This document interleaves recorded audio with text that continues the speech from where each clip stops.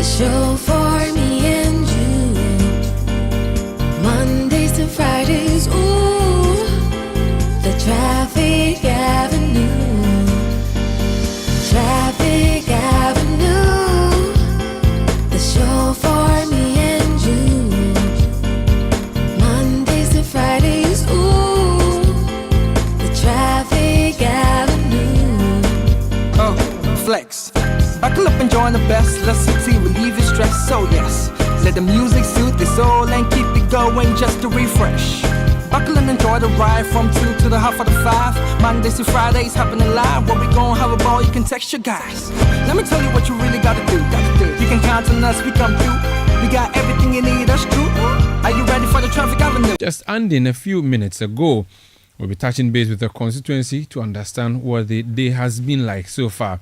Also coming up, as President Akufo-Addo's minister designates remain unapproved by Parliament, some are still running their respective ministries, and this has got the minority side angry, and they are alleging that an illegality is being perpetuated. And later, on Eyewitness News, managers of various health facilities in the Eastern Regional Capital, Koforidua, are appealing to the government and the Ministry of Energy to address recent erratic power situations to help reduce the surge in operational costs. Stay with 97.3 Citi FM for more on this and many other stories on Eyewitness News. And in business, government assures of creating conducive environment for foreign investors to thrive in the country to enhance economic growth. That's from the City Business Desk in 50 minutes. Eyewitness News is live across Ghana on a host of affiliate stations. In the Northeast region, we're on Nobia 98.1 FM in Nalerugu. In Upper East, we're on Quality 88.7 FM in Garu. In Northern region, we're on Radio Gaki 88.3 FM in Saboba. In the Volta region, we're on Heritage 107.3 FM in Hohwe and Freedom 88.1 FM in Soga Copper. In the Ashanti region, we're on Adwinpa 99.9 FM in Nkawie. In the Bono region, we're on Greener 95.9 FM in Sunyani. In the Western region, we're on Sky Power 93.5 FM and Beach 105.5 FM, both of them based in Takrady, as well as in Takwa on Adwinpa 100.7 FM. We're also live on YouTube, we're live on Facebook, and we are interactive. Do join us on WhatsApp 0549 986 996. 0549 986 996. You can send tweets using the hashtag City Newsroom, tweet at Umaru Sanda or at City973. There's a by-election that went on from the happening today in the Aisu constituency of the Ashanti region. It is a by-election to replace the late John Kuma, who passed on a few months ago, actually in March. Now, the by-election is, there are 6 candidates in the contest, 3 of them representing political parties and 3 being independent. A lot of issues have been happening. Our correspondent in the Ashanti region is Hafiz Tijani. He's currently being interviewed by Ajwa Domina of Citi TV and Citi News, who is currently carrying a live show on Citi TV. So I want to just take you quick to our TV studios to hear from Hafiz Tijani what's happening, a roundup of events in Aisu. And they were so hopeful that Kwabena also Ediomi is going to win this polling center or these polling centers, which are situated here at the Aisu RC Primary School. We are still getting some results, not confirmed though, from the Aisu Assembly, Municipal Assembly polling centers. We have 2 polling centers there, and we are told that Kwabena also Ediomi is winning those centers. So results, provisional results are still coming in, and as and when they come in, we are going to brief we are going to give update to our viewers and our listeners who are following keenly to get the updates here from the Aisu constituency. So that is why you find most of the supporters of Kwabena also Ediomi jubilating. From day one, they have been saying that they are hopeful that the win could be for Kwabena also Ediomi, but we cannot confirm that. These are just but few of the 204 polling stations that provisional results are still coming in. and we are still waiting for more results to update our listeners. But we can engage some of the electorates why they are jubilating.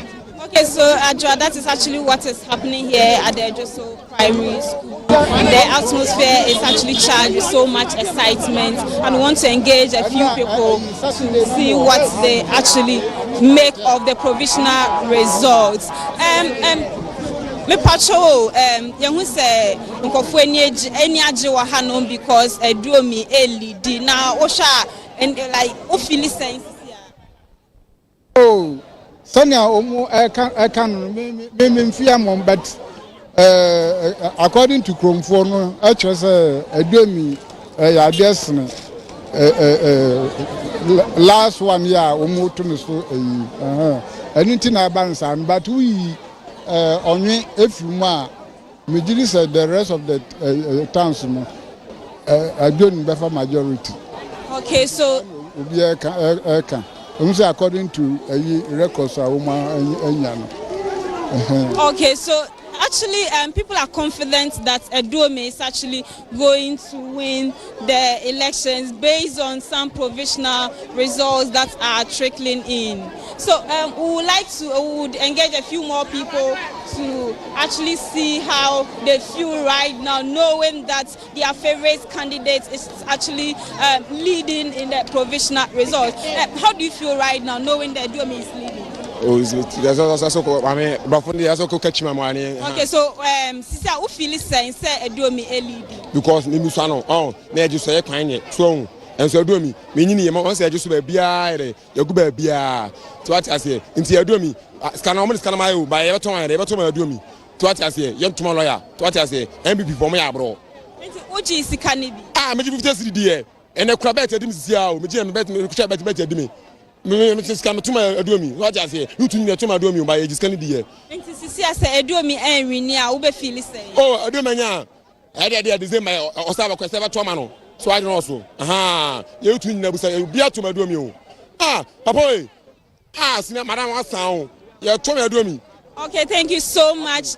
So like as you can hear, so much excitement here. People are actually very happy that Eduome is actually in a comfortable lead based on the provisional results that are trickling in. So how do you feel right now, knowing that Eduome is leading with the provisional results? Eduome is only leading on this area, but for the remaining areas, we don't know yet. So though I'm happy, but I wish he will also win for all the areas left that we have not yet counted. So he has to win here now. I'm glad he has to win. Yeah, where do you belong, Eduome or Kwabena Watson? For me, anyone who wins, I want improvement in this community or this town. So anyone who wins, I'm happy. The lawyer or the Eduome, anyone who wins, I'll be glad. Okay, thank you so much. And she's actually saying that anyone who wins, she's okay with that because she's looking at the development of Ejuso and not the individuals who are contesting to be voted for to represent them as parliamentary candidates. So actually the atmosphere here is so charged with so much excitement. Thank you so much, Doris. Stay with us. We'll come back to you because now the results are trickling in. That's Doris Lonsa, Ashanti Regional Correspondent. Earlier you heard Hafiz Tijani, also Ashanti Regional Correspondent, talking us through some of the provisional results that are coming in. Nana, the three results that Hafiz mentioned, of all the three, Eduome seems to be in the lead. These are provisional results, by the way. So that was Adra Domina on Citi TV, actually anchoring our coverage of the by-election in Ejisu. He has in studio with him Nana Tufo Boatin and Sami Wiafidia. So three results that have come through from three polling stations, and the indication is that all these three polling stations have also Eduome, the former NPP MP for Ejisu, who is running as an independent candidate, leading. But of course, 3 out of dozens of polling stations may be too early to make any projections at all. So yeah, there's some jubilation at the polling stations where Eduome won, based on what you've heard from our reporters there. But of course, it's still a very early time in the day.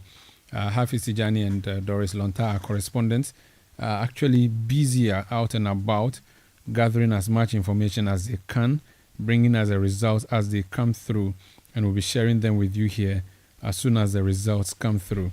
So the story is that the people of Aisu in the Ashanti region have been voting today to choose a new member of parliament who replaced the late John Kuma. Now, in the course of the event, there's a video that went in circulation. This video emerged from one of the voting centers today. In that video, the Honorable Kingsley Nyaku, the Honorable Kingsley Nyaku, Member of Parliament, is for Kwadaso in the Ashanti region, is seen giving a white paper, which many believe contains money, to some electoral commission officials at a polling station. Now, that was captured by a cameraman for Adum TV, who was focused on his reporter doing a piece to camera at the time, which camera lens captured this particular handing over of an envelope which is believed to contain money to the Electoral Commission officers. The Electoral Commission has swiftly issued a statement signed by its deputy chairperson in charge of operations, Samuel Tete. I'm just going to read it for you. And the statement says the Commission's attention has been drawn to a video circulating on social media depicting one of the polling stations at the ongoing Aisu constituency by-elections. The polling station has been identified as a Fumensua Pentecost Church polling station with polling station code F311503. The video shows a gentleman approaching the table and dropping an envelope on the table manned by the presiding officer and ballot issuer. The Electoral Commission has taken immediate steps and has withdrawn the 2 temporary staff while investigations take place. The Commission upholds the principles and values of integrity, truth, and transparency. These values are reinforced during the training of all temporary staff. The Commission will not countenance acts which cast a slur on the integrity of the institution and will not hesitate to sanction its officials who violate its laws. The report on the incident will be made available to the public in due course. Signed, Samuel Tete, Deputy Chairperson in charge of operations for the Electoral Commission. So that's one incident that occurred, and the Electoral Commission responding in the... Earlier you heard Hafiz Tijani speaking to Doris Lonta, who is his colleague in the Ashanti region. They were both broadcasting to Citi TV on the show that we are anchoring or bringing to you, anchored by Ajwa Domina. Let me go back and speak to Hafiz Tijani. He's still somewhere in the Jisu constituency. He's joined us. Hafiz, you're welcome to Eyewitness News. Thank you, Sanda. Before we talk about results, let's talk about this incident involving the Electoral Commission staff. That video that is trending on social media, I don't know if you've seen it. Is that about the only incident that was witnessed, or there were other incidents during the election today? So before that incident, since morning, there have been allegations about people sharing money to electors, urging them to vote for a particular candidate on the ballot. And these were allegations that were rife when we arrived at the constituency or in the constituency and visited most of the polling stations. So we sought to confirm this allegation by speaking to the people that were being accused, that is the MPP, that they had their people across the polling centers sharing money. We spoke to leadership of the party. They have consistently denied the allegations. The independent candidates, the main independent candidate, who is also the main contender in this contest, Kobna Usuediomi, also made a similar allegation when we spoke to him. And he even went further to say that he saw some known MPP members sharing monies to some of the electorates at some of the polling centers. So before the incident, these were the allegations across the constituency in some of the centers where we visited. But the Electoral Commission says it is not taking this lightly. That is why it has taken the immediate step of asking the two officials to step aside, and they would continue investigations into this incident. Interesting. So, apart from that, any challenges with election materials like we usually see on election days, or that was generally taken care of? Ballot papers not coming on time and all of those things. Any major issues worth reporting on how the election itself went? The only major issue was to do with the voter turnout, which was low, and the Electoral Commission itself admitted this. And the candidates who are also part of this election were also so concerned about this issue. They say they have gone around to engage the electorate, telling them the date of the election, but the voter turnout was surprising, and the Electoral Commission also confirmed this. It says that though it can't put a number to it, but it was targeting more than 50% of turnout. But what it is seeing now, unless the close of polls or the end of the election, they cannot say what is going to happen or this is the number of the voter turnout or what has happened to the voter turnout. But this was a major concern. But in terms of arrival or dispatching of the electoral materials to the voting centers, it was done as early as 5 a.m. by Electoral Commission officers with assistance by the Ghana Police Service, who helped in dispatching these electoral materials to the various centers. And voting started at exactly 7 a.m. at most of the centers when we arrived here. Even as of 6:30, when we went to some of the centers, Electoral Commission officers had set up and people were seated in queues waiting for 7 a.m., the time for the start of the poll, before they can start the process. So with the arrival of the materials, it was done very, very, very quick by the Electoral Commission officers with the help of the police.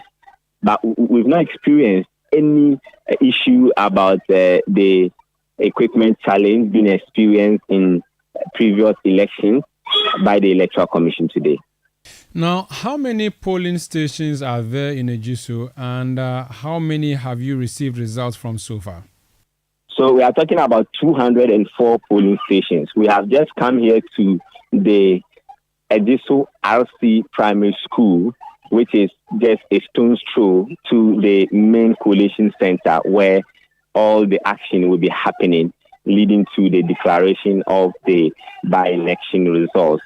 And we have so far received 3 polling stations which are situated here at the primary, the Aisu RC Primary School. And let me just run you through the provisional results from these centers.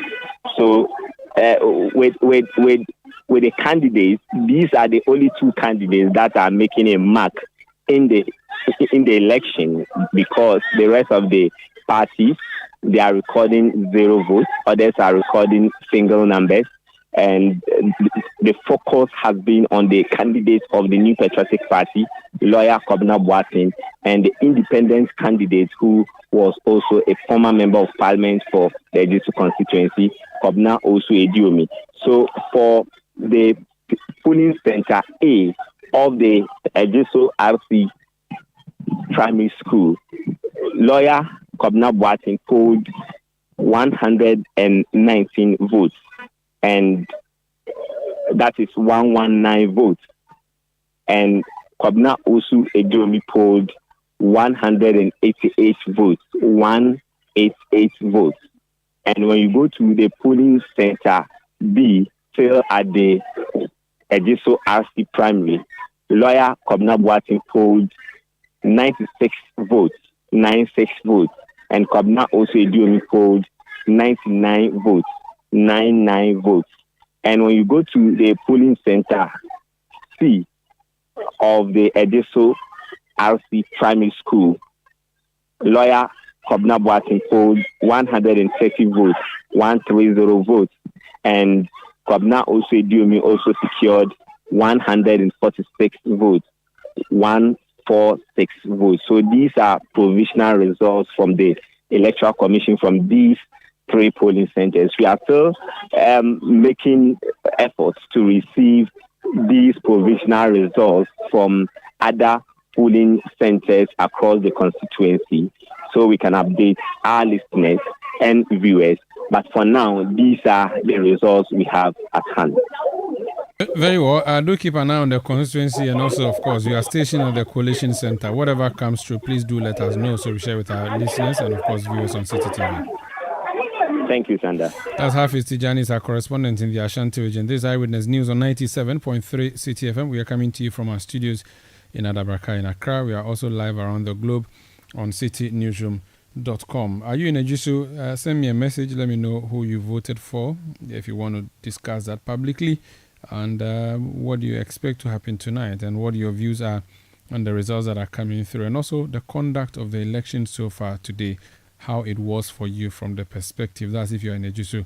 If you're not in Ejisu and want to comment on any of the other issues, of course, the message board remains 0549 986 996. That's our WhatsApp number, 0549 986 996. Do send us your views. The world will hear what you think. You can alternatively go on WhatsApp, Twitter, and send me a message using the hashtag Citi Newsroom. My handle is at Umaru Sanda. You can also tweet at Citi973. Eyewitness News will be back in a bit. Please stay. News. Be there as it happens. There are some classy celebrations that calls for whipping out your favorite China sets. Same goes for your luxury vehicle. Just any engine oil won't do. Premium understands premium best. The new Shell Helix Ultra 0W20 SP with carbon neutral properties is the one for your premium car. It's a fully synthetic motor oil designed using the Shell Pure Plus technology. Prevents dirt buildup with exceptional cleaning power, leaving your pistons cleaner than a whistle, up to 50% more than the industry standard, and gives you stronger, long-lasting engine performance. So, if you want your classic car to run smoothly like a Ferrari for years to come, use the Shell Helix Ultra 0W20 SP with carbon neutral properties. Shell Helix Ultra 0W20 SP, designed for ultimate engine performance. In the realm of national discourse, where every question requires an answer, one show stands out. Face to Face. Face to Face cuts through the noise and goes straight to the heart of the matter as host Umaru Sanda Amadou confronts personalities in politics, governance, socio-economics, and business on the topical issues facing the country. Join Umaru Sanda Amadou every Tuesday at 9 p.m. on Face to Face as he explores the issues that shape our nation. Only on Citi TV.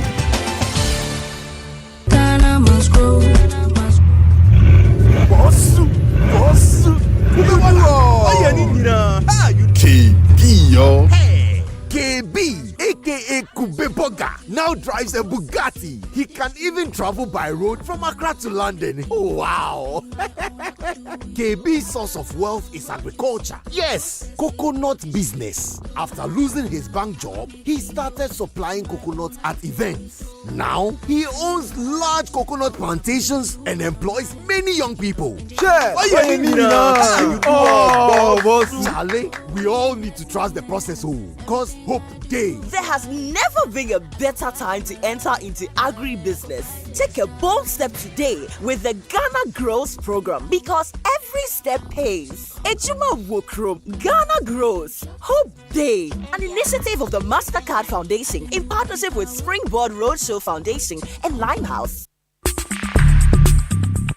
Let your voice be heard on Eyewitness News on Facebook at facebook.com/Citi97.3, Twitter at twitter.com/Citi973, and Instagram at instagram.com/Citi973 with the hashtag Eyewitness News. You're welcome back. This is Eyewitness News on 97.3 Citi FM. We are coming to you from our studios in Adabraka in Accra. Let me bring some of the messages you've been sending through on WhatsApp. Daniel Akpaliok in Sandema says the Ghana Police Service should, as a matter of urgency, arrest the MP for Kwadaso for bribing the 2 electoral officers. It's highly reprehensible and detestable for an MP who is a lawmaker to engage in this corrupt act. Al Hassan Hamdan from Nyoini South says this is very shameful. Bribery on live camera. How did we get here? This is just a friendly match. Imagine what will happen on December 7. John Natete from Kofrido says, in fact, the Doomsaw is really hitting deep into the financial strength of the hospitals, as the facility can spend about 6,000 cedis a week on fueling a generator set. For how long can this go on? We'll be talking about that in a bit. Amisku Spelele in Kaswa says, in fact, a Aisu by-election will be a done deal for MPP's lawyer Kwabna Boatin. Hashtag it is possible. This one says, Fuseni Salif in Kaswa Zongo, he says, it is good that the EC has withdrawn the services of these two officers who were caught receiving something from the MP. Okroyiba from Beman Benin said, what shows that the EC officials were receiving money from the MP? Let's trust EC that they will do proper investigation for us to know what was in the envelope. Mausi Ayebi attack from Abotiateti in the Volta region. It says it's crucial to uphold the principles of fairness and transparency in the electoral process, and any form of bribery undermines the integrity of democracy. More messages coming through. Baba Chairman in Tamale says thorough investigations must be conducted into this bribery allegation, and if it is confirmed, those miscreants must be punished severely. Gideon in Tatale says this MP needs capital. That's too absurd. Next one, Francis says it's now clear why the president was very reluctant in reshuffling. Very soon. No, I can't continue reading that. This is Eyewitness News on 97.3 Citi FM. Let's go to the NDC side now. The minority in Parliament is asking the Chief of Staff, the Honorable Akosia Fremopari, to revoke any supposed directive given to the minister designates to begin acting as ministers without parliamentary approval. Exactly what is happening there. The Honorable Kwabna Minta Akando is MP for Dwaboso, a former deputy minister. You're welcome to Eyewitness News. Yeah, well, thank you. What is your problem? When Akufo-Addo assumed office in 2017, he nominated persons to be ministers. Before they were approved by Parliament, he made them caretakers of the ministries that they were going to. The same thing is playing out now. You didn't complain then. Why are you complaining now? The fact that you committed a crime some time passed and nobody complained and nobody arrested, it doesn't mean you can repeat that crime all the time. So what we are saying is that what President Akufo-Addo is doing now is illegal. It's highly unacceptable. It has no place in any of our enactments in the country. It is very, very illegal. In fact, there is no difference between the president representative in a ministry and a minister. Every minister is a president representative in a ministry. And there are clear guidelines, the clear procedures for appointing a minister. They need the prior approval of Parliament. We have not completed the procedure. Why hold themselves as ministers or a president representative? In any case, Umaro, we are here. The president has appointed caretaker ministers in ministries where there are no ministers. Substantive ministers like Minister for Communication and Digitization is in charge as a caretaker minister for the Ministry of Health. As we speak now, why do you have to go and appoint somebody to go and act, especially so when that same person is a minister designated and the procedure has not ended? So this is, you see, what the president is trying to communicate, as he's been doing all over, showing that kind of king type of behavior, is that, look, if Parliament is dragging its feet in approving the nominees go to the office and go and start working to help Parliament. That's exactly what the president wants to say. But they are, from the understanding I get, they are just the president's representative to oversee the day-to-day activities. Tell me the difference between a minister and the president representative in a ministry. Tell me, who is a minister? The representative will not sign maybe documents, so agreements, and all of that. Who is a minister? Is a minister not a president representative? Is a minister not a president representative in the ministry? So, and in any case, I have told you that there's already a caretaker minister in that ministry. I have mentioned the name to you, Honorable Osler. So why then do you have to go and then appoint another representative in the same ministry?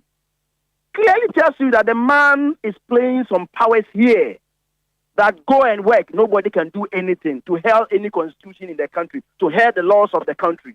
That is the behavior the president and the chief of staff are putting up. But apart from that, It doesn't make sense. That's it. It doesn't make sense. So the rant that was done by Okoboy in Kolebu, as you have heard, couldn't have been done by Osla. In any case, what was the solution he preferred? I mean, what kind of country are we in now? Are we in a banana republic? Tell me one enactment in this country that supports this action of the president or the chief of staff. And one, tell me and refer me to appropriate provision. Tell me one enactment that abhors that. The enactment that abhors that is the fact that if the president has not appointed somebody to go through that appropriate procedure, that person cannot hold himself or herself as such. That's what abhors that. If you have not been appointed as a minister, you can't hold yourself as a minister. It's illegal. That is the position, because the law says that the president shall appoint a minister with a prior approval of parliament. That is the position of the law. Anything contrary to this is illegal. Anything contrary to this is illegal. I'll go back to my question.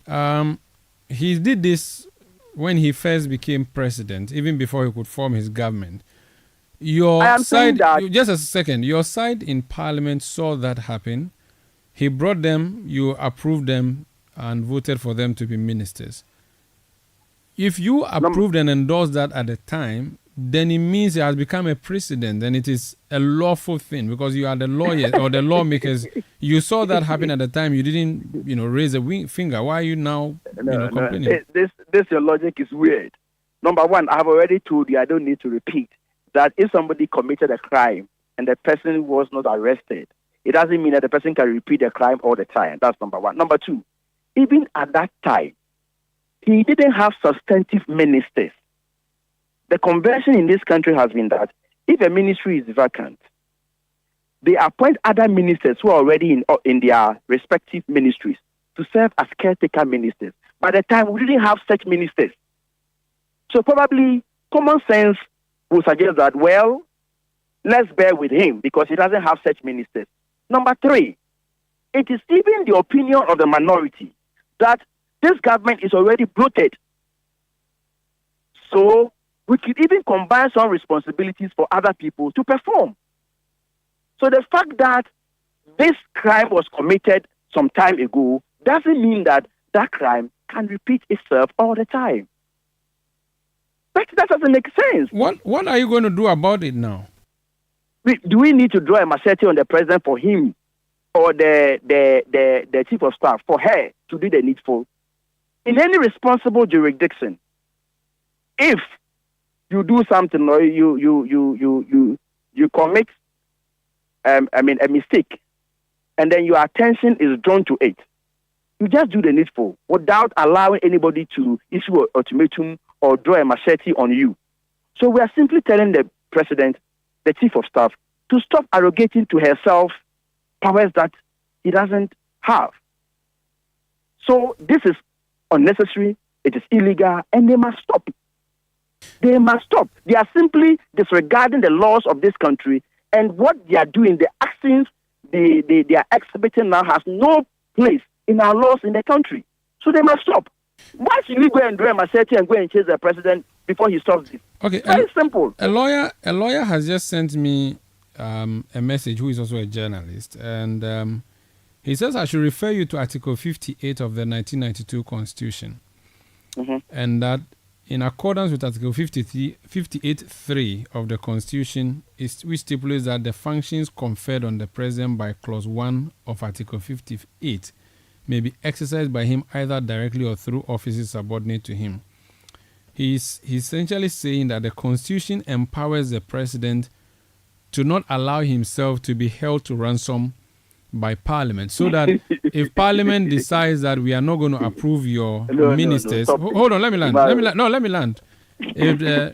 If Parliament says we are not going to approve your ministers, the President should not be handicapped, which is what you are planning to do. So you want him to be handicapped and not to perform his duties. Please. That lawyer should stop that. In fact, he says to me that once again, he said that this was being used in the past by NDC and MPP. It's not true. Once again, he said that. But why are you wasting Can I land, please? He said, this type, you are wasting time. No, on this hold on. He go said ahead, that. Go ahead. You are the man in charge, so you go ahead. Oh, am I in charge? Okay, good. You are in charge. You are now, as far as I'm concerned, you are in charge. And you are controlling the conversation. And you are my mate. Let's go. He said. No, I prefer to be the co-driver, not the mate. Okay, let me land. Let me land so we can go back. He said to me that was how Moses Asaga became the representative of President Mills at the finance ministry before he failed to be made minister, if you recall very well. Now let's talk about that. I have told you, number one, he is just speculating if this is the provision of the law says that you should have a prior approval. Let's get there. If you refuse to approve those nominees, you have the opportunity to bring another set. Honorable Akando, you had Moses Asaga at the Ministry of Finance at the time. Have you forgotten that all of a sudden? Please, I am saying that as we speak now, during that time, did the president appoint any caretaker, minister in that ministry and went ahead to appoint Moses Asaga as the president representative in the ministry? So, I have told you. So your point is that if there's a caretaker minister, then there's no need to put a representative. But if there's no caretaker, then it's okay to put a representative. Not the point. That doesn't make it right. But assuming that is even the case, that makes this situation different from what he was referring to. That's what I'm trying to point out at the moment. So please, why should we be even debating on this issue? This is very basic, and everybody sees that this is wrong. Please do the needful. Except, of course, you are telling us that Osla is not capable of handling that office. Very well. Let's leave it here. Thank you so much for speaking to us. That's the Honorable Kwabena Mintah Akando, his MP for Joaboso, and also the ranking member on the Health Committee of Parliament, speaking to us. Let's get some legal understanding to this now. Martin Kpebo is a lawyer, constitutional lawyer. He's joined us on the line. Sir, you're welcome to Eyewitness News. Hello, sir. Thank you. Yeah, good. Thank you. I was just engaging the member of Parliament who thinks that it is wrong for the president to put his representative or so-called representative at the ministry when they have not been approved by Parliament. While we're having that conversation, my attention was drawn to the chapter in the Constitution that talks about the executive, specifically the president, and Article 58. I'm going to just read that and ask you for your views. It says that the executive authority of Ghana shall vest in the president and shall be exercised in accordance with the provisions of this Constitution. The executive authority of Ghana shall extend to the execution and maintenance of the Constitution and all laws made under or continued in force by this Constitution. And Clause 3 says, subject to the provisions of this Constitution, the functions conferred on the President by Clause 1 of this article may be exercised by him either directly or through officers subordinate to him. A lawyer has just sent me a message saying that based on this reading of the Constitution, he believes the President is not wrong in putting persons who are his representatives at the ministries. The minority holds a contrary view. What's your reading of the law and also the actions of the president? Listen, it's totally wrong. That thing about the president's representative at a ministry is unknown to the Constitution. You see, the fact that it happened in the past doesn't mean it can continue to happen. No, let's get that distinction. Yes, it's true that we have situations where, in the past, 20 years ago, 15 years ago, 10 years ago, Ghana wasn't the same. More people now are interested in our politics than before. We are now engaging the system more because we see that politicians have run us aground. Now, I mentioned that the time Mills had this president's rep at the ministry, I found it strange because there's a decision where the Supreme Court has expressly given directions, has interpreted the Constitution that when the president comes into office, new government, the president can appoint people to act in some positions for a reasonable time. So I think at that time we did some radio interviews and I was pointing to J.H. Mensah versus Attorney General. When you read it, go to the last bottom. It's just at the very end. Then you see that, in 2-3 lines, that, so in the circumstances, the president can appoint people to act for a reasonable time. So that's how come when it's at the beginning of a new government, when you say representative for active minister, I just say, J.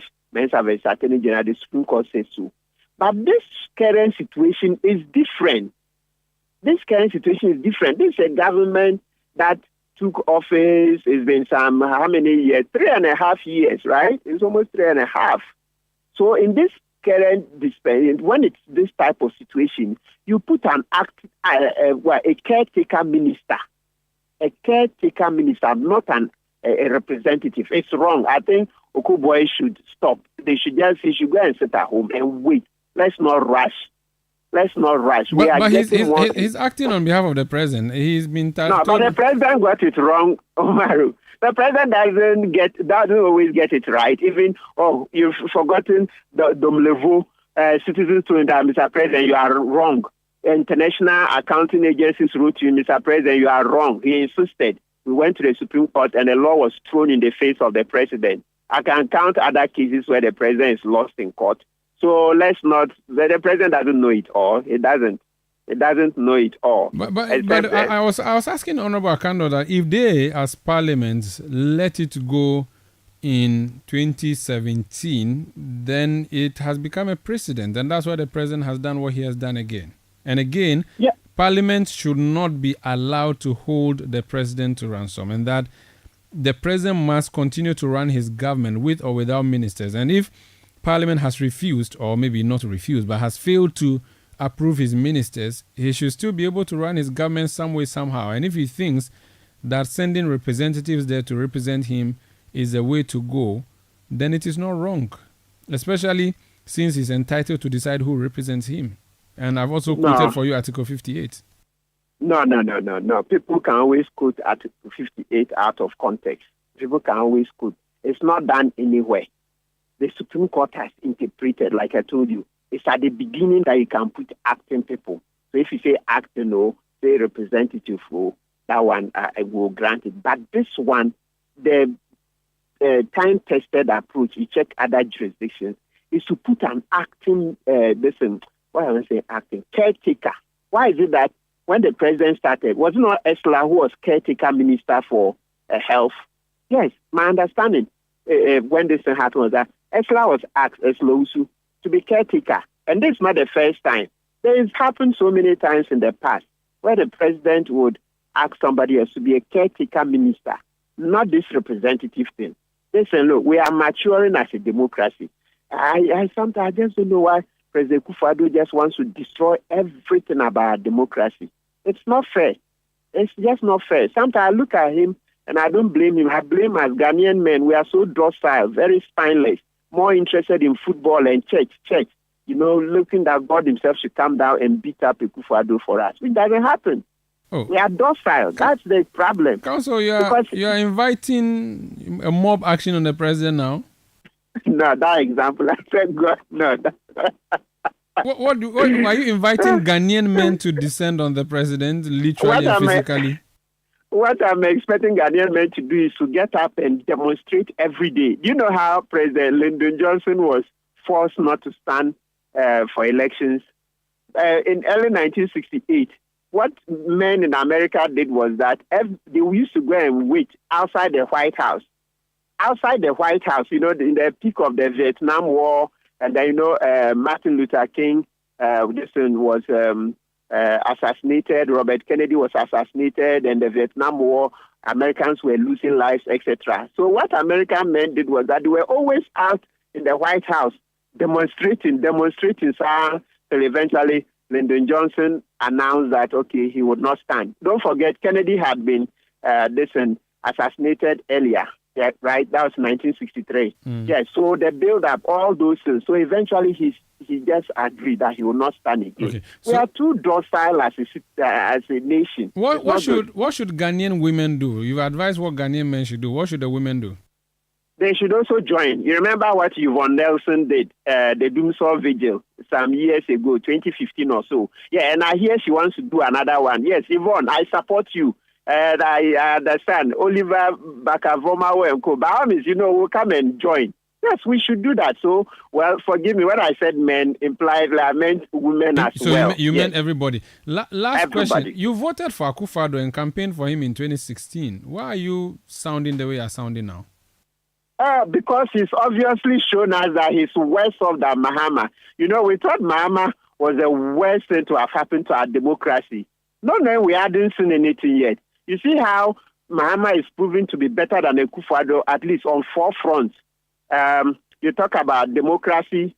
Okay, so you check the democracy index. Mahama did better. You check corruption. Oh, that one there. Whoa, it's worse. Press freedom. Mahama did better. The economy better. With Bawumia and all the grandstanding, if the fundamentals are weak, the exchange rate will expose you, etc. He went to China. Oh, China will give us 18 billion. We haven't seen the 18 billion. Saudi king will build 42 high schools in Ghana and a university we've not seen, etc.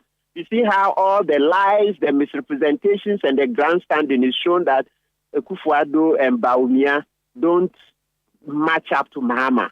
That's where my disappointment is, because we thought that Akufo-Addo at the time he was coming above 73. He was 73, right? So he said he will protect the public purse. No city will get lost. What are we seeing? You sound like you regret having voted for him in 2016. Absolutely. Now I can confidently say so, because now we're left with how many months to go, and I see that he's not repenting. Yeah, a few months to the election, I see he's not repenting. It's not good. It's a shame. Let's leave it here. It's a shame. That's Martin Kpebu, a lawyer, an activist who is tonight announcing his regret for voting for Nana Addo Dankwa Akufo-Addo in 2016 as president of Ghana. Now, the issue we're talking about is the issue having to do with the president's representatives at the ministries. The minority said it's unlawful. Martin Kpebu agrees with them. But while that is happening, one of them has been busy working for the president at the Ministry of Health, and he even spoke today. Eno, please tell us the story. Health Minister Designate Dr. Bernard Okoboy has dismissed reports that he is acting illegally at the Health Ministry. Dr. Okoboy and a few of his colleagues are yet to be approved by Parliament after they were vetted. Many have raised legal issues about his capacity to operate at the ministry. But speaking to journalists in Accra, Dr. Okoboy says he has a letter backing his role at the ministry. Because His Excellency the President doesn't want the country to stall. Key sectors like health to be suffering from lack of direction. Some of us, let me be specific to myself, we've received letters from the Chief of Staff making us reps. I am the representative of His Excellency the President at the Ministry of Health. Health Minister Designate Dr. Bernard Okoboy there. Let's move on to some other stories now. Managers of various health facilities in the Eastern Regional Capital, Koforidua, are appealing to the government and the Ministry of Energy to address recent erratic power situations to help reduce the surge in operational costs. According to them, aside from spending a lot of money on fuel to power their plants, which are often unreliable, essential medicines and vaccines are also going to waste. Some facility managers who spoke to City News confirmed their inability to transfer the additional operational costs to clients and patients despite struggling to manage the extra expenses. The managing director of Koforidua Clinic, John Afejiapia, and the medical director for CDC Hospital, Dr. Damien Akwete, have shared their thoughts on how the recent power outages are affecting the operations in the health sector. Most of the services we render to our clients are based on electricity, in the sense that all our systems are automated and we're working on a digital platform that allows us to be able to render quality and efficient services to our clients. So anytime there's a power outage, it brings the whole clinic to a halt. thankfully, we have a power plant which we use. But again, the power plant, in my opinion, is supposed to be a backup. But in the case where power goes out for a very long time, then it becomes like the main source of power. And of course, that is not the ideal situation. So it is also going in a long way to affect some of the equipment we are using, some of the machines we are using. And then the matter of cost is something that we cannot hide, because we need to make sure that the plant is well serviced, and then we need to buy fuel. Now that the fuel prices have gone up, it has greatly affected our finances, in the sense that we have to always ensure that at least we have enough fuel in the power plant, and then the power plant is efficient and running. Production cost, it's much higher now because we need to fuel our plant so we can have our machines running. We need to keep our drugs in certain drugs in refrigerator and maintain certain temperatures. So in general, production cost it's gone up a bit, but we are managing. Definitely we are worried, but we hope that government in collaboration with stakeholders will be able to overcome this in due course, and they will revert back to normalcy. You heard the Managing Director of the Kufuria Clinic, John Afejiapia, and the Medical Director for CDC Hospital, Dr. Damien Akwete. Now, with a resurgence of COVID-19 cases in the hospital, the Ghana Health Service has outlined plans to begin a nationwide vaccination exercise from May 4 in response to escalating infections at various healthcare facilities. Set to commence from May 4 to May 10, 2024, the vaccination exercise aims to curb the surge in cases, particularly in parts of Greater Accra, which has recorded the highest numbers so far. Despite concerns over the virus's easy transmission and the need to adhere to safety protocols, some citizens are still reluctant to get their vaccinations. They shared some reasons with City News. So at that point, I was pregnant, so I wasn't allowed to take the vaccine. Second, I was breastfeeding, and it wasn't allowed also. So that, I think it's not necessary anymore. That's what I think. The literal expression, the literal understanding of stuff is that if you are ill, that is when you get it. And I'm not ill. So, and I prevented myself from all these things. So, for that particular vaccine, because the way and manner how this thing came, COVID-19 even came, it's way suspicious. Like, if you get to understand certain level of the word order, you get to understand that it's a way of them using to control, population rate and stuff. Please, I didn't need it because it is even suspicious. Most times you go there for vaccination and there's a queue. They will then ask you to wait. If you leave to attend to other things in the interim as well, you will come and meet the place close. Those were some citizens sharing their views on the COVID-19 vaccination. Away from that, the Nanumba North Municipal Health Directorate has raised concerns over a rise in waterborne diseases, especially typhoid cases in the municipality, attributing it to the lack of potable water for consumption. According to the Health Directorate, water is rationed as a result of a water crisis in the municipality, compelling residents to rely on water bodies in the community for drinking and other domestic purposes. City News spoke with Francis Atiagbo, the Municipal Director for Health in Nanumba North Municipality. From our reports, we realized there has been an increase in typhoid cases, including typhoid perforations at the municipal hospital. And generally, there is water rationing quality, especially in the Bimbila township. And so when people are not getting water, most of the time they depend on the dam water for cooking, washing, and other things, and even including drinking. So that is the source of most of the infections. And the other facilities to some of the communities, they also don't have pipe-borne water, and so they also depend on the dam. And during the rainy season, as the rains have started like this, most of the time the water will wash to the dam, and they continue using the water. Meanwhile, Francis Atiagbo also mentioned some measures taken by his outfit to curb the menace and called for government intervention. We have also gone to those communities to sensitize them on the importance of making sure that when they even fed the dam water, they boil the water before they drink. And then we have also been working with the environmental unit of the municipality, always monitor those dams to make sure that sanitation in the communities is improved. They've also done community engagement in those areas that most of the cases are coming from, like Chamba area, and then also some other communities. Those are the areas that most of the typhoid perforation we recorded at the Bimila Hospital are coming from. So when we look at the data, we realize these are the areas the cases are coming from. We've gone to those communities together with the presiding member and assemblymen in the area to talk to the people about the need to make sure that their water boils. The government is a municipal assembly. Maybe what they need to come out with bylaws as to how to protect the dam water and make it eligible for the people. And also, they should bring more boreholes and mechanize them so that the communities can get potable water. Francis Atiagbo is the Municipal Director for Health in Nanumba North Municipality. The Ghana National Fire Service has warned the general public to ensure safe use of generators and power plants as alternative to electricity. This follows the increase in use of generators as alternative power source amidst the ongoing erratic power supply.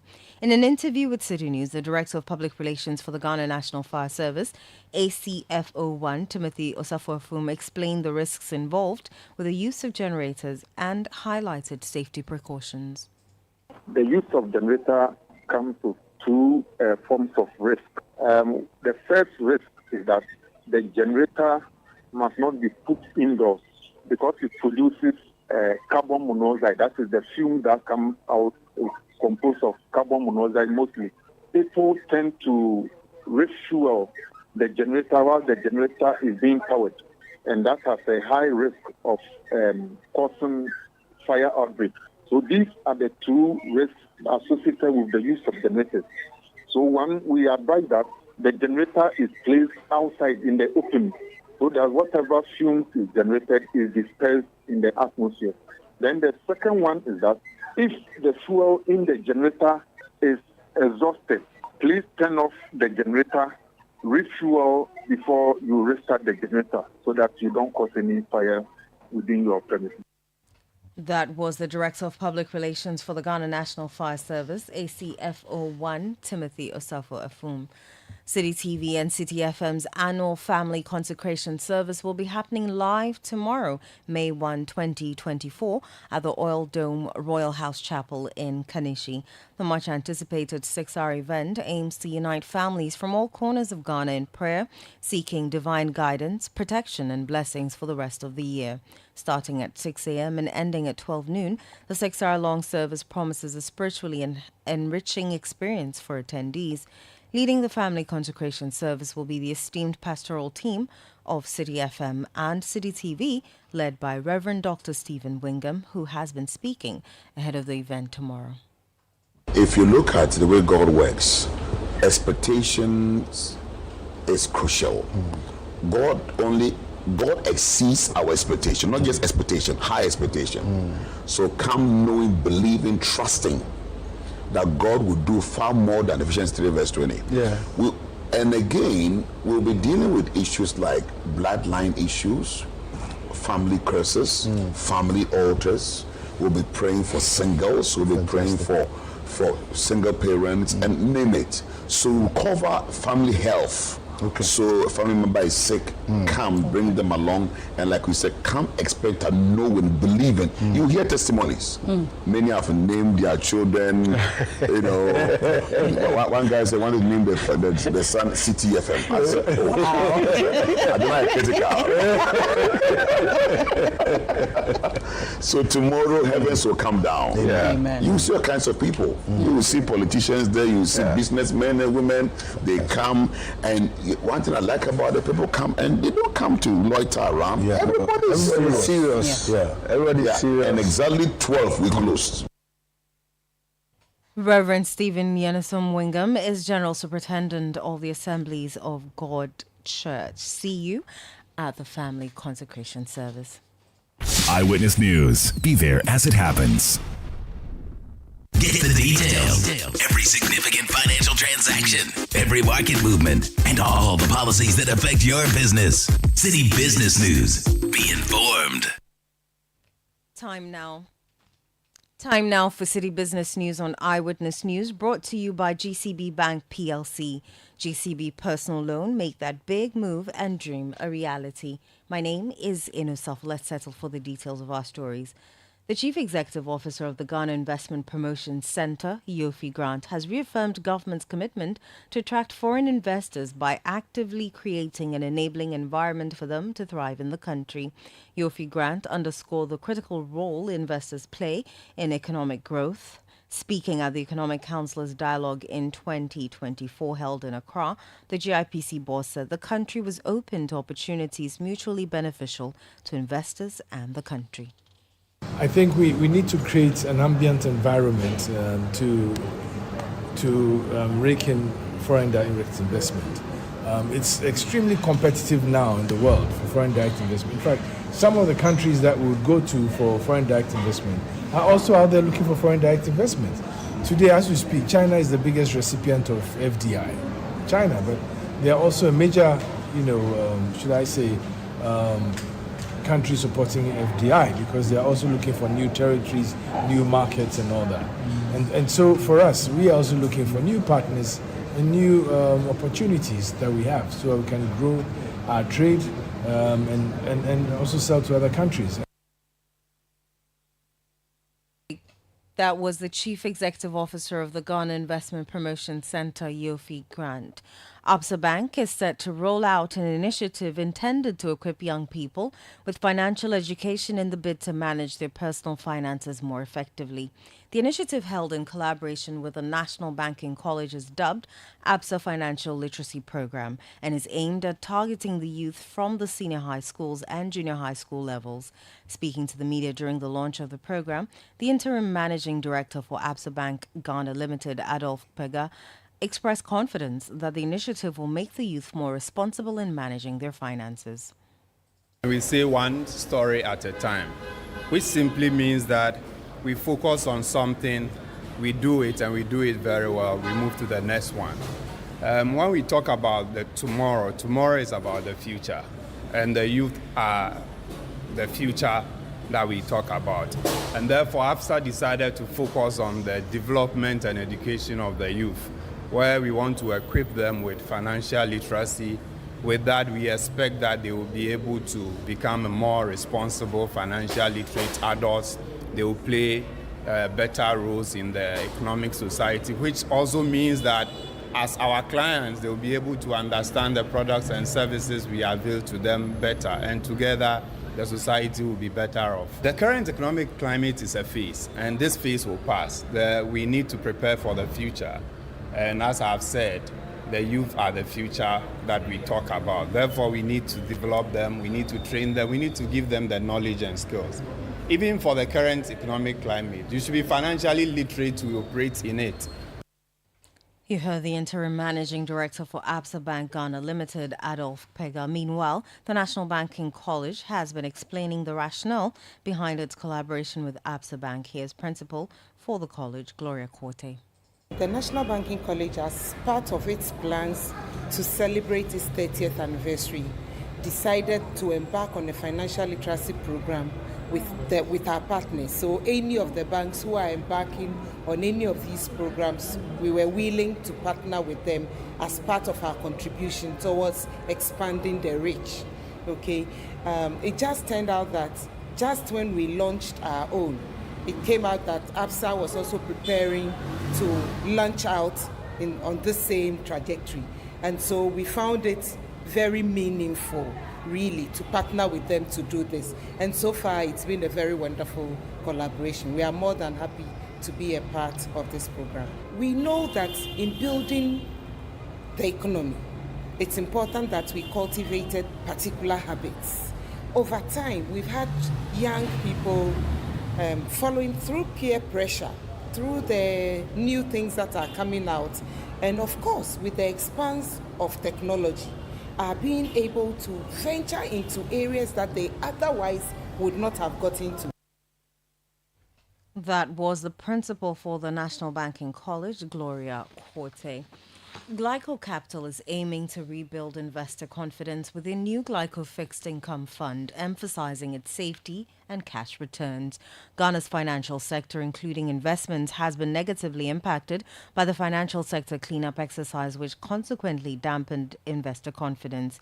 Speaking to the media on the sidelines of the launch of the Glyco fixed income fund, Managing Director of Glyco Capital, Anthony Boadu, says the fund is designed to be risk-free. Our regulator, SEC, is very serious about ensuring that the sector is clean now. So they are very rigorous with their risk assessment, with their monitoring and their controls. We have to go through about 2 years to get this fund registered. And as a fund manager, it's a clean and a new fund. Yes, we know we've had issues in the past. And that's why for this very fund, we will ensure that we have a portfolio that is well diversified to ensure that when there's any issue, our investors will have the kind of liquidity and the support they need anytime they want to withdraw from this fund. Managing Director of Glyco Capital, Anthony Boadu there. Portfolio Manager for the Glyco Fixed Income Fund, Ruth Fojo, has been providing insights into how investors can subscribe to the newly launched product. It's a fixed income fund, so we are investing primarily in fixed income securities, which includes corporate securities, government securities, and a mix of near to cash assets as well. To be able to sign up, it's very simple. You just need to log on to our website, which is www.glycocapital.com. You have onboarding forms available on the website. Once you follow through the steps, you'll be able to sign up. All you need is your Ghana card and the passport picture to be able to sign up. And once you are signed on, you have access to a portal where you have a view of your investment portfolio. You are able to initiate transactions such as purchase new shares, initiate other redemption instructions, and perform any instruction that you want to do inside your portal. Portfolio Manager for the Glyco Fixed Income Fund, Ruth Fojo there. The National Petroleum Authority has increased price floor for some downstream petroleum sector products. In a document cited by Citi Business News, the NPA has pegged the ex-pump price floor for petrol at 13.63 Ghana cedis per litre for the first pricing window in May from the previous 13.02 Ghana cedis per litre, while diesel was retained at 13.07 Ghana cedis per litre. Price floor for LPG has also been increased from 10.52 Ghana cedis per kilogram in the second window in April to 10.55 Ghana cedis per kilogram for the first pricing window in May. This price floor for the petroleum products means oil marketing companies and liquefied petroleum gas firms cannot price their products below it. Per the petroleum pricing guidelines, bulk import, distribution, and export companies, oil marketing companies, LPG marketing companies are to ensure full compliance or risk sanctions such as imposition of fines. That's all for City Business News on Eyewitness News. The business news on Eyewitness News is brought to you by GCB Bank PLC. GCB Personal Loan, make that big move and dream a reality. My name is Inu Safo. In a world where only the best survives, you need a fuel that can match your drive. A fuel with unparalleled protection for your engine, superior efficiency, and unrivaled performance. A fuel so unbeatable, when you get behind the wheel, you'll focus on what really matters. The journey ahead. That fuel is Shell V-Power, because no other fuel gives your engine better protection, better efficiency, and better performance. Be unbeatable. Drive unbeatable. Shell V-Power. Shell, go well.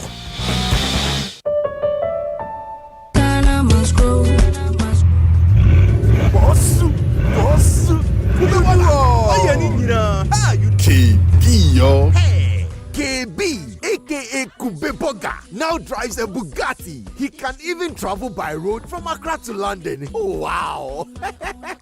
KB's source of wealth is agriculture. Yes, coconut business. After losing his bank job, he started supplying coconuts at events. Now, he owns large coconut plantations and employs many young people.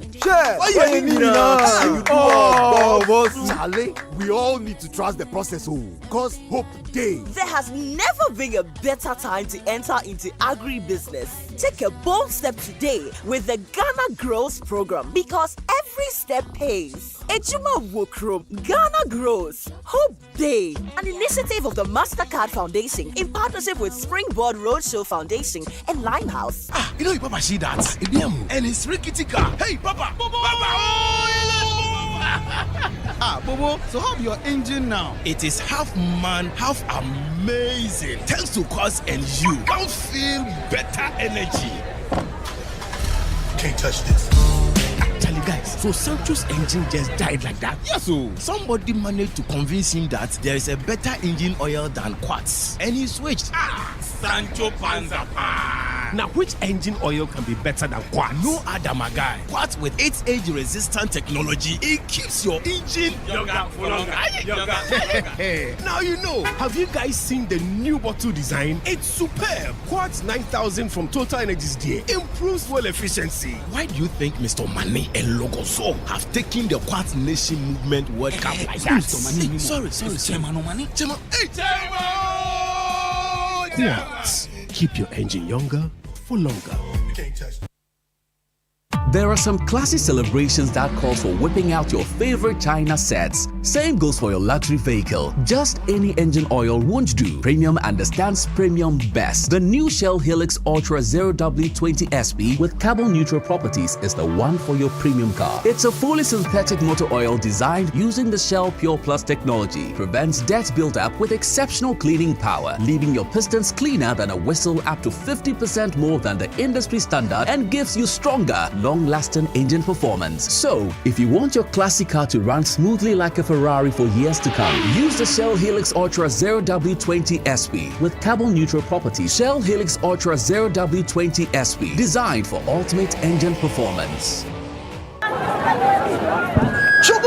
Yeah. We have a new leader in town. OBRNT. I'm for Madam Wasibibri. When him say my baby, maybe more charcoal for whiter teeth. More charcoal. Not only that, maybe lemon. More lemon. Zinc for fresher breath. More zinc. And fluoride for stronger teeth. Introducing the new President Charcoal Pack with more power with a combination of charcoal and lemon for naturally whiter teeth. Grab yours now. This advert is FDA approved. The other day, I visited Kweku at his spunky new office to congratulate him on opening his business. And man, was I impressed. The business is just moving quick. The sales, customers, everything is just working seamlessly. The secret? He said, it's MTN Business Broadband. In this fast-paced environment, we need fast and reliable internet to support all business types. No laggy online meetings, great download and upload speeds, impeccable business management systems, all inclusive. I mean, you can have it all. Sharp! I signed on immediately. To enable your business stay ahead and stay connected, make sure you're signed on to the best internet made just for businesses. MTN Business Broadband. Sign up today on broadband.mtn.com.gh and manage your account on my MTN app. Call 0244 308 111 for more information. We are good together everywhere you go. You know, Papa, see that? And it's rickety car. Hey, Papa! Bobo, so how's your engine now? It is half man, half amazing. Thanks to Quartz and you can feel better energy. Can't touch this. Charlie, guys, so Sancho's engine just died like that? Yes, so somebody managed to convince him that there is a better engine oil than Quartz, and he switched. Sancho Panzapa. Now, which engine oil can be better than Quartz? No other, my guy. Quartz with its age-resistant technology, it keeps your engine younger for longer. Now you know. Have you guys seen the new bottle design? It's superb. Quartz 9000 from Total Energies there improves fuel efficiency. Why do you think Mr. Mane and Logoso have taken the Quartz Nation movement World Cup like that? Sorry. Chairman. Hey, Quartz. Keep your engine younger for longer. Eyewitness News. Be there as it happens.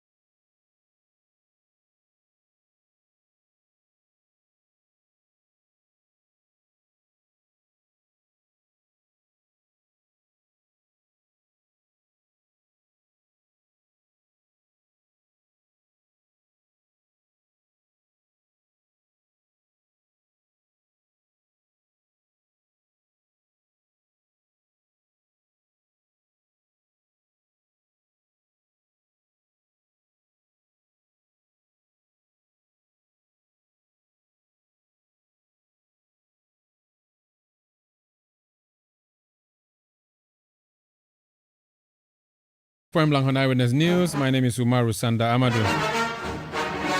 Tonight on Point Blank, we are going back to Aisu in the Ashanti region. The by-election there is over. The election results are being tallied. Coalition is yet to start, but the polling station results are coming through.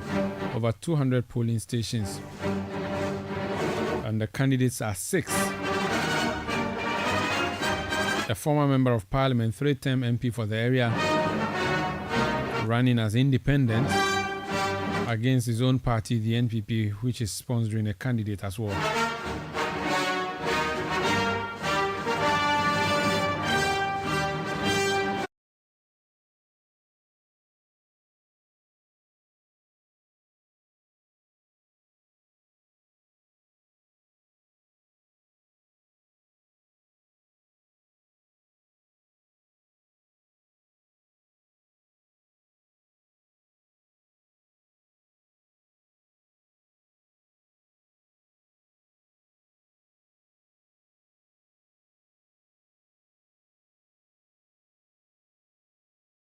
The constituency, our correspondent there is Hafiz Tijani. Let's get some results that are coming through. Hafiz, you're welcome back. The last time I spoke to you, you had only 3 results from polling stations. I'm sure you've gotten more now. Could you share some of them with us, please? Okay, so before that, Sanda, I can say that the collation center is very busy. The police officers have stationed themselves here. The electoral commission officials who have been deployed to these polling centers to conduct this election are bringing in their pink sheets, and they declared provisional results at the polling centers, and they are coming into the collation center to get the EC officers to collate the results. So results coming in from other polling centers. We have the Donina Polling Center, Donina RC Primary Polling Center. Lawyer Kobna Watson of the New Patriotic Party secured 122 votes, and Kobna also Ediomi secured 115 votes, and the CPP's candidate Esther Osei secured 1 vote.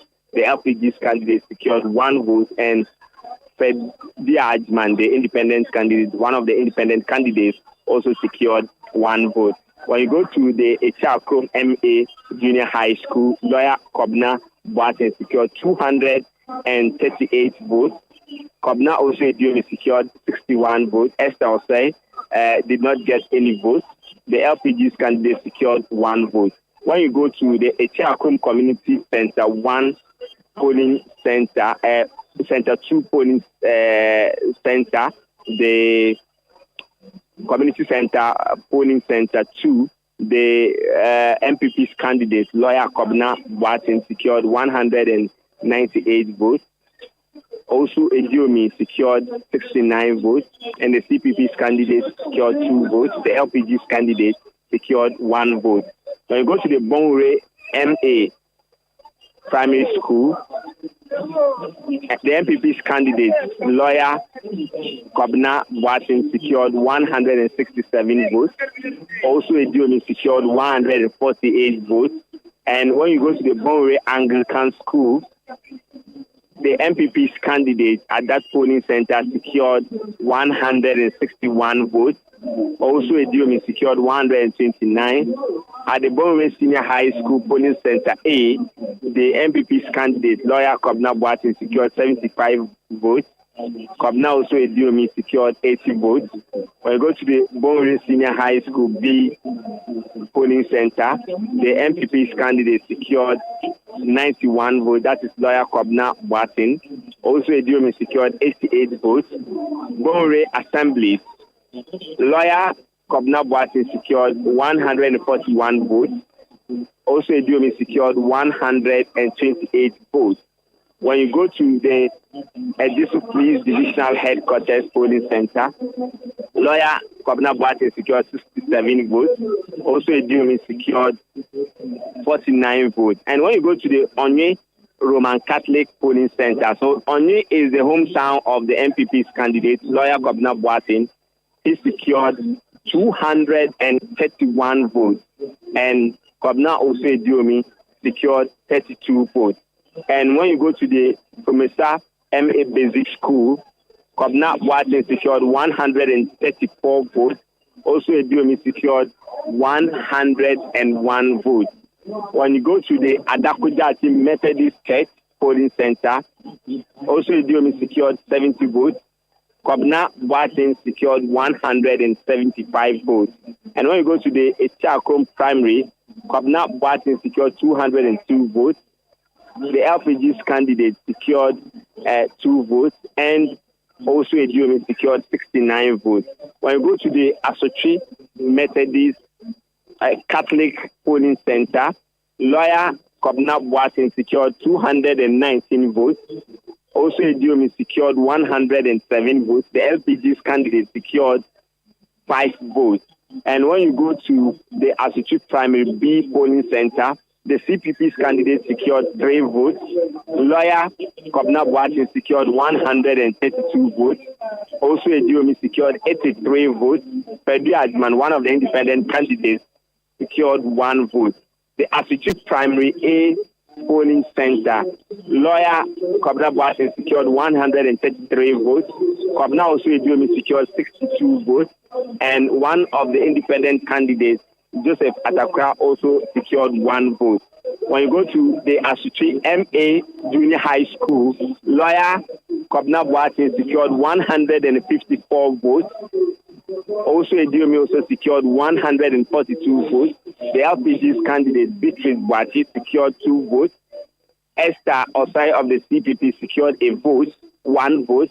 Fredia Ajiman, one of the independent candidates, also secured 2 votes. When you go to the Roman RC.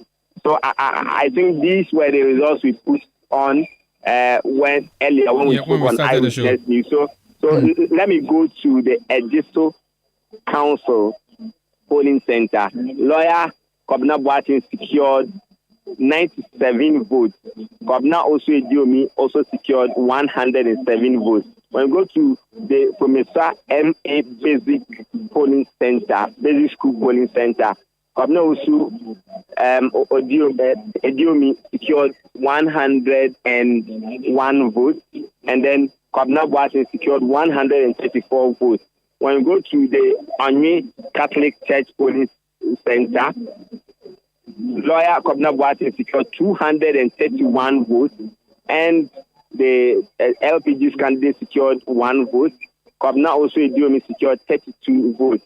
And when you go to Bisiansi Sakura Park Polling Center, so Bisiansi is the hometown of the independent candidate Kobna also Ediomi.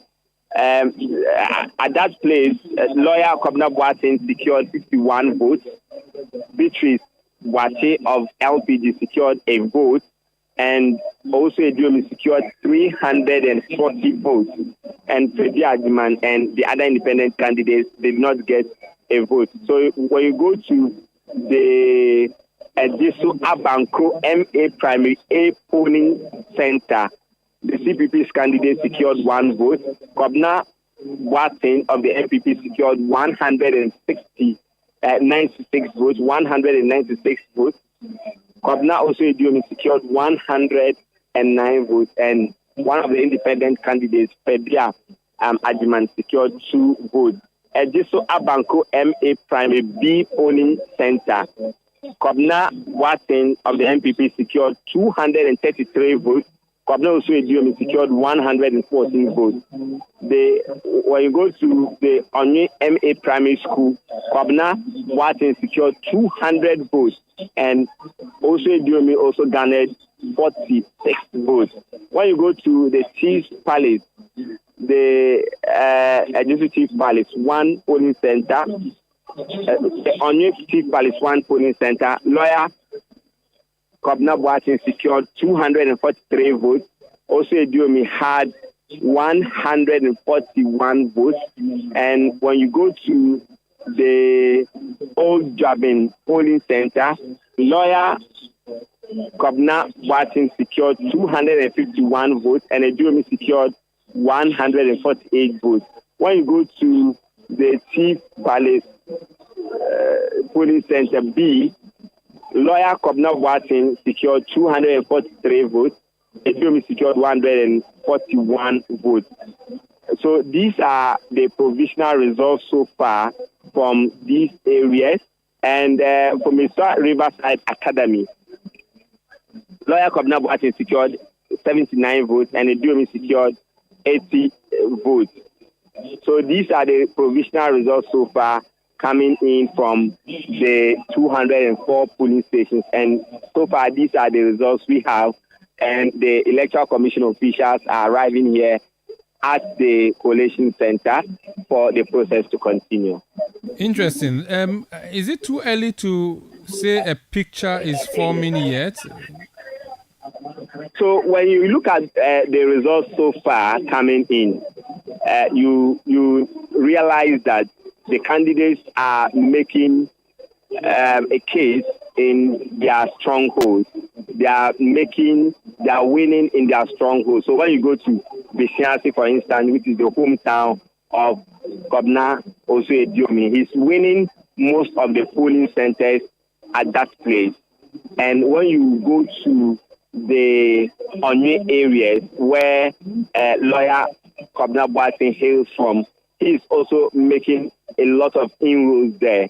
And the results for one candidate in his area or his stronghold is appreciated or is higher than his contender who does not have that place being his stronghold or his hometown. But when you look at other areas like Bonre and Abankro and within Ejiso, you see that the results are not too, like the margin between the two candidates is not too wide, meaning that these are areas they have also split some votes, which are not their major strongholds. From the way things are looking, do you anticipate that all the provisional results would come through maybe by the next 30 minutes, even though the coalition may take a little more time?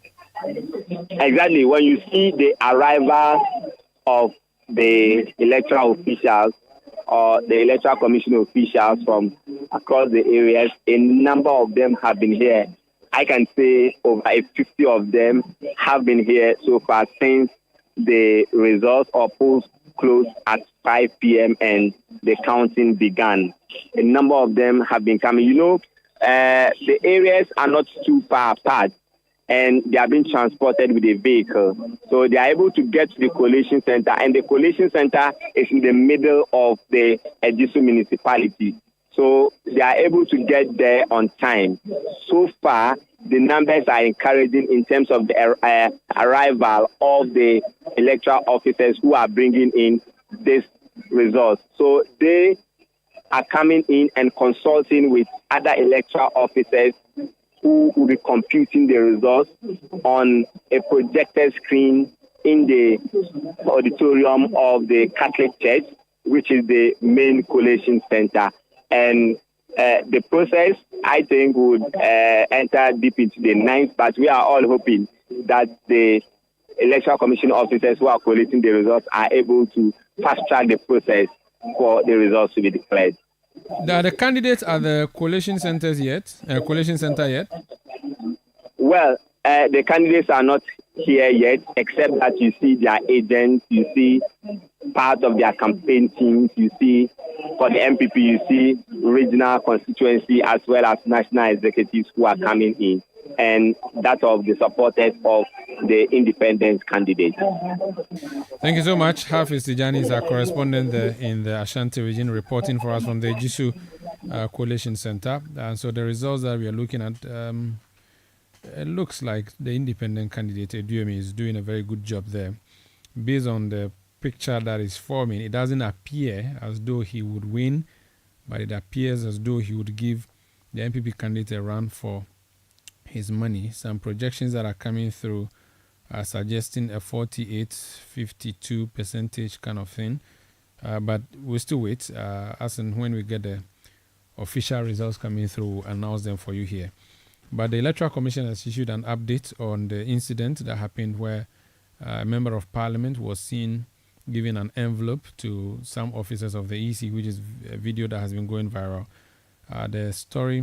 The EC has issued a statement and it says, following the incident that occurred during the conduct of the Jisu by-election today, the commission has, it says, let me read that again. Following the incident that occurred during the conduct of the Jisu by-election today, Friday, 30th April 2024, I think they meant to write Tuesday, not Friday, the commission has undertaken preliminary investigations. The investigations reveal that the officers at the said polling station, namely Fumesua Pentecost Church polling station, with polling station code F311503, were temporary election officials of the Electoral Commission recruited to conduct the Jisu by-election. They are Regina Sewa, ballot issuer, and George Sasu, presiding officer. Our investigations further revealed that a man in the video walked to their table and inquired whether they had eaten. He then placed the envelope on the table and asked them to use the contents of the envelope for their lunch, following which he walked away. The Electoral Commission has taken the following actions: withdrawn with immediate effect the services of the two temporary election officers, held preliminary discussions with the Ghana Police Service to kickstart the process for criminal investigations into the matter. Thank you. Signed, Samuel Tete, Deputy Chairperson in charge of operations at the Electoral Commission. That would be it for Eyewitness News tonight. My name is Umaru Sandamado. I did this with Eno Safo. Production by Kobna Wilson and Bevelyn London. Technical support from Desmond Nyakun, with support from CK or Charles Kettins. And of course, Edwin Kwakofi supporting us on the new media side of things. We'll be back tomorrow at 17:30 GMT. Thank you for listening and have a good night.